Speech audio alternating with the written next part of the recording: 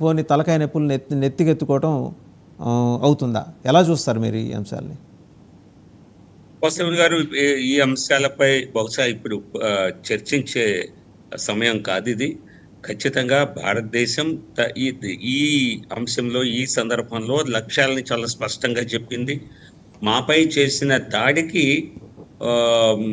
రెట్టింట జవాబు మీరు చెప్పవలసి వస్తుంది.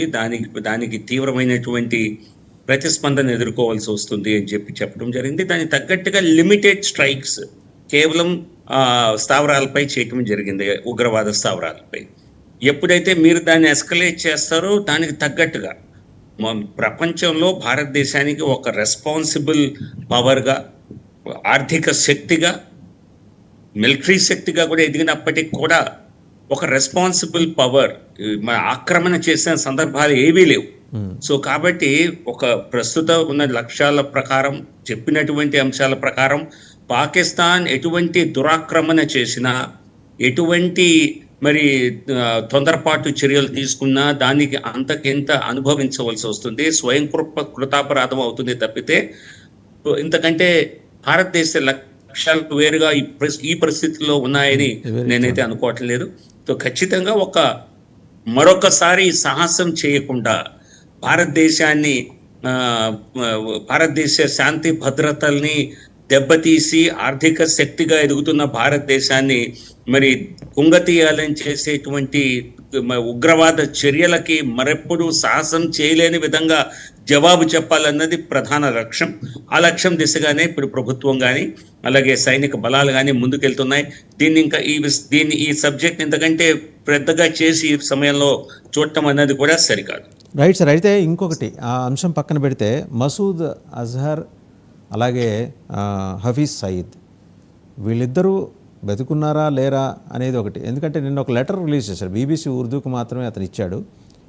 అతను ఇచ్చినట్టుగా చెప్తున్నారు. జనరల్గా ఏంటంటే మనం మావోయిస్ట్ కార్యకలాపాల్లో కూడా చూస్తుంటాం, ఒక పేరు ఏదో ఉంటుంది, ఆ ఏరియా కమాండర్, ఆ రవి అనే పేరు ఉంటే, ఆ రవి అనే అతను చనిపోయిన ఒక 10-15 మంది రవులు తర్వాత వచ్చిన వాళ్ళు కూడా అదే పేరుతోటి వస్తుంటాయి.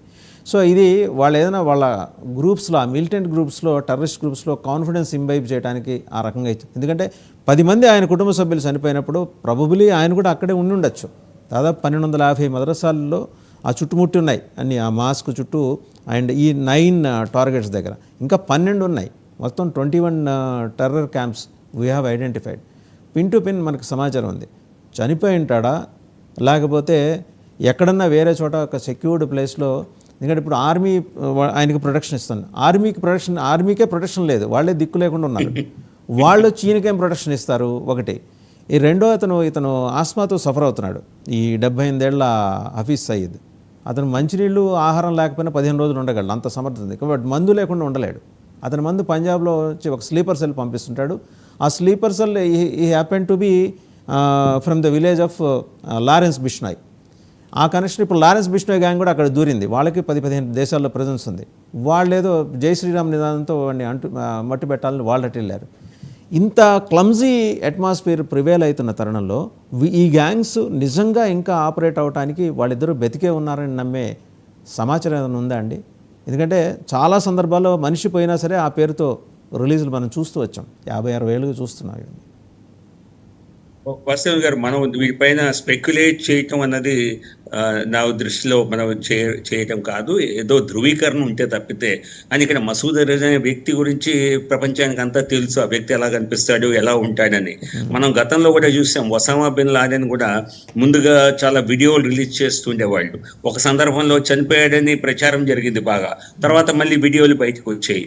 సో కాబట్టి మన దగ్గర ఎటువంటి సమాచారం, ఈవెన్ ప్రభుత్వం నుంచి కానీ లేదా సైనిక బలాల నుంచి కానీ ధృవీకరణ లేనప్పుడు వారు బతికే ఉన్నారు, ఏదో స్థావరంలో ఎక్కడో దాక్కొని ఉన్నారు, ఖచ్చితంగా భయపడుతూ ఉన్నారని మాత్రమైతే అంచనా వేయొచ్చు. ఏదో ధైర్యంగా బయటకు వచ్చి ఏదో ఒక రకంగా